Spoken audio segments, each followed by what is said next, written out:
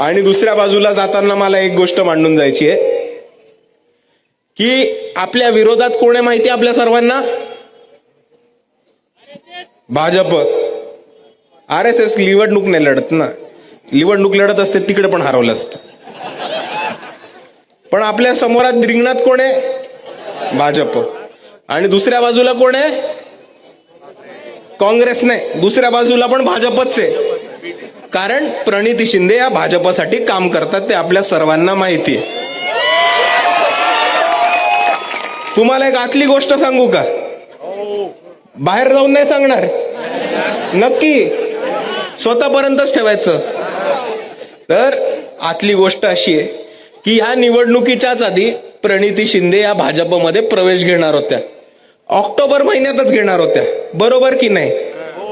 बरोबर. तुमच्यातच ठेवा, बाहेर जाऊन नका सांगू. पण त्यांना फडणवीस साहेबांनी सांगितलं थांबा, 3 महत्वाच्या निवडणुका येत आहेत.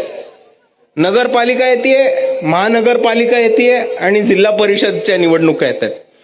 तुम्ही तोपर्यंत काँग्रेसमध्येच थांबा, सेटिंग करून भाजपचे सगळे उमेदवार निवडून आणा आणि मग प्रणितीताई काँग्रेसमधनं भाजपमध्ये प्रवेश घेतील.